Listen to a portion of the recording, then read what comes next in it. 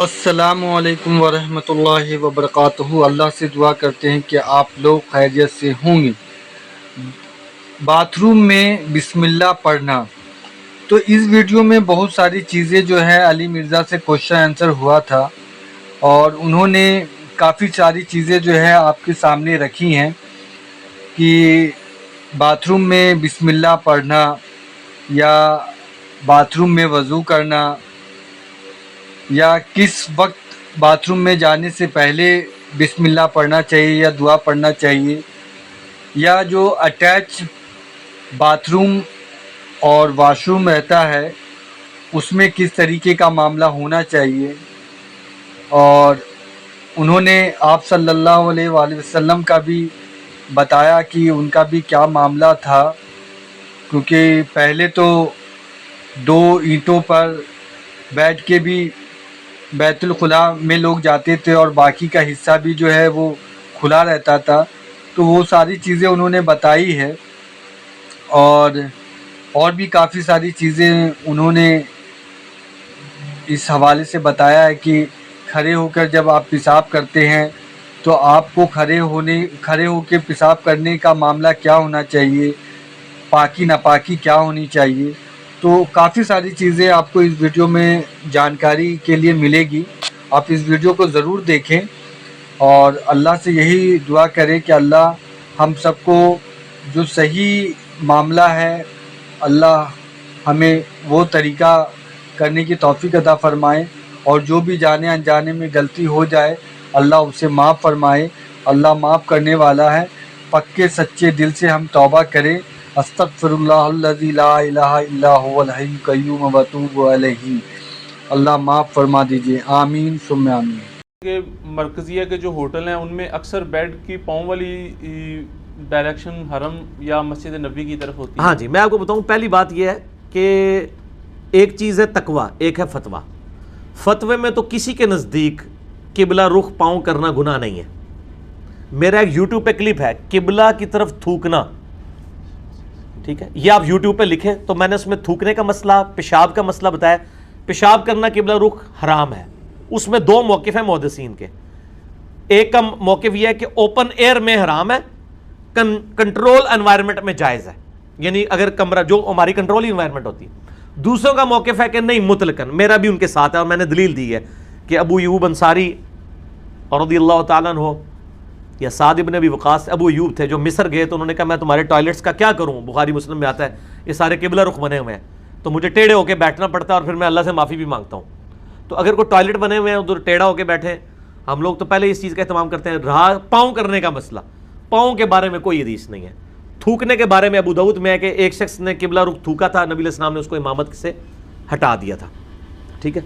تھوکنا منع ہے، پیشاب کرنا منع ہے، پاؤں قبلہ رخ کرنا اس کے بارے میں کوئی حدیث نہیں ملتی، لیکن مزاج رسول سے یہی لگتا ہے کہ یہ بھی منع تو ہم نہیں کہتے لیکن پسندیدہ نہیں ہے۔ اور وہ آپ کبھی عربیوں کو دیکھیں نا، تراویح کے بعد سلام پھیر کے سیدھی ٹانگیں ایسے کعبے کی طرف کر لیتے ہیں وہ۔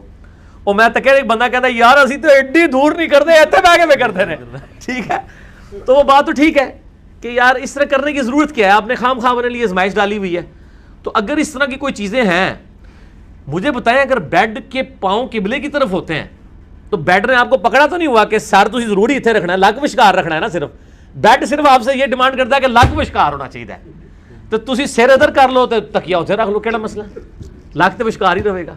بیڈ آپ کو ساری دور کرنے کی اجازت دیتا ہے، لک نہیں کرن دے گا، وہ کہے گا لک وشکار ہے۔ نہیں پیر صاحب اگر سرانے ستے ہوئے نے تو اللہ تو بندے پھر تو تمہیں بیڈ اتنے سونے نہیں چاہیے، دس زمین اتنے سو تو پھر جس پاس مرضی لات کر لو۔ اچھا، یہ جو ایک بات مشہور ہے کہ قبلہ کی طرف اگر ہونا پاؤں تو اس کو جگا دیں، تو اگر کسی کی طرف کسی کے قطب ستاری کی طرف ہو، جھوٹ ہے، میں نے اسی کلپ میں بتایا کہ بھی قطب ستارے کی کوئی اس طرح کی وقت نہیں آئی ہے، انہوں نے وہ غوث قطب ابدال کی وجہ سے قطب سمجھ لیا اس کو، تو قطبی ستارے کا مسئلہ ہی کوئی نہیں ہے۔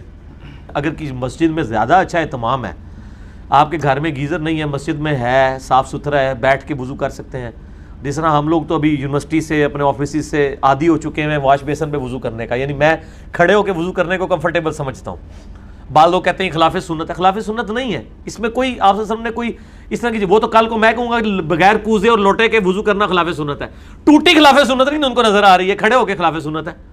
بھئی کھڑے ہو کے جن چیزوں سے منع کیا گیا تھا وہ منع کر دیا گیا. کھڑے ہو کے ایسی جگہ پہ پیشاب کرنا کہ چھینٹے پڑے وہ منع ہے. اگر آپ کے اوپر چھینٹے نہیں پڑتے یا غسل کے دوران کھڑے ہو کے پیشاب کرتے ہیں اور بعد میں اپنا جسم دھو لیتے ہیں تو کھڑے ہو کے پیشاب کرنا بھی سنت ہے. بخاری میں حدیث ہے، امام ترمذی نے باب باندھا ہے کہ کھڑے ہو کے پیشاب کی ممانعت، اس کے بعد انہوں نے باب باندھا ہے کہ اس کی رخصت، مرد کے لیے کھڑے ہو کے پیشاب کرنا بھی سنت ہے اگر اس کے جسم کے اوپر چھینٹے نہ پڑے، یعنی بلندی سے وہ نیچے کی طرف. نبی علیہ السلام نے خود کیا مرد کے لیے، عورت کے لیے تو ظاہر پاسبل نہیں ہے. اچھا ہاں جی. واش روم میں جتنی دفعہ بھی جائیں، چاہے حاجت کے علاوہ کسی کام بھی جائیں، تو اس میں جاتی دفعہ اور نکلنے کے بعد دعا جو ہیں وہ پڑھنی ضروری ہیں اور ان کا اچھا ہے فائدہ؟ نہیں، صرف جب آپ پیشاب کے لیے جائیں گے پھر ہی دعا مانگیں گے نا، اس کے علاوہ نہیں. اور اگر آپ کا ٹوائلٹ اور واش روم اکٹھا ہے تو اس میں یاد رکھیں جس سیٹ پہ آپ بیٹھتے ہیں نا صرف وہی ٹوائلٹ ہے، اس کے ساتھ جو باقی باتھ روم ہے نا وہ واش روم ہے. وہ آپ کلمہ بھی پڑھ سکتے ہیں، وہاں بسم اللہ بھی پڑھ سکتے ہیں، وہ پاک جگہ ہے. ایون آپ ٹوائلٹ کے دروازے سے اندر جا کے اس سیٹ پہ بیٹھنے سے پہلے دعا پڑھ سکتے ہیں. یہ تو ہم نے دونوں چیزیں اکٹھی کر دی ہیں نا. پہلے تو یہ بھی نہیں ہوتا تھا، پہلے تو صرف 2 اینٹیں ہی ہوتی تھیں نبی علیہ السلام کے مبارک زمانے میں. عورتیں بھی باہر جا کے ٹوائلٹ کرتی تھیں اوپن ایئر میں، اور اس میں کیا وہ دعا کے لیے انہوں نے کوئی کمرہ بنایا ہوتا تھا؟ نہیں. جب وہ 2 اینٹیں یا 2 پتھروں پہ چڑھنے لگتے تھے نا اس سے پہلے دعا پڑھ لیتے تھے. یہاں بھی جب آپ اس سیٹ پہ چڑھنے لگے دعا پڑھ لیں، اس سے پہلے والا سارا حصہ جو ہے وہ پاک ہی، اس میں کوئی مسئلہ نہیں ہے. اور آپ کیونکہ وہ جنات کا اماج گاہ ہے. صحیح بخاری میں حدیث ہے، اللہم انی اعوذ بک من الخبث والخبائث، اے اللہ میں شریر جنوں اور جنیوں سے تیری پناہ میں آتا ہوں. ٹھیک ہو گیا؟ تو اس اعتبار سے آپ ٹوائلٹ میں وضو کرنا سنا ہے کہ وہ اس پہ وہ کہتے ہیں جو اپنا ذہن ہے نا اس کا وہ کمزور ہو جاتا ہے. یہ مجھے پتا ہے صوفیوں کی روایتیں ہیں کہ جو اس کے بعد وہ کہتے ہیں ٹوائلٹ والی جگہ پہ غسل کرنے سے بھی عقل زائل ہونے کا خدشہ ہے. ان کو کہیں کہ اب آپ اپنی عقل کا علاج کرائیں. ٹوائلٹ میں کوئی بھی شخص وضو کرتا ہی نہیں ہے. بتائیں کون ٹوائلٹ میں وضو کرتا ہے؟ آپ نے جس کو ٹوائلٹ ڈکلیئر کر دیا اسے ٹوائلٹ تو نہیں ہو جانا. ٹوائلٹ شریعت کی روح سے صرف وہ سیٹ ہے WC اور وہ کمبورڈ ہے جس پہ آپ بیٹھتے ہیں، اس کے بعد جتنی جگہ وہ ٹوائلٹ نہیں ہے. اگر کہیں وہ بھی ٹوائلٹ ہے ہم نے ڈکلیئر کیا ہوا، آپ کے ڈکلیئر کرنے سے تو نہیں ہوگا. ان کو پوچھے کہ نبی علیہ السلام کے مبارک زمانے میں تو صرف 2 اینٹوں اور پتھروں پہ بیٹھتے تھے، تو ٹوائلٹ پیچھے سے سٹارٹ ہوتا تھا، اوپن ایئر میں بیٹھ کے کرتے تھے، تو وہ تو پھر سارا ہی ٹوائلٹ ہو گیا.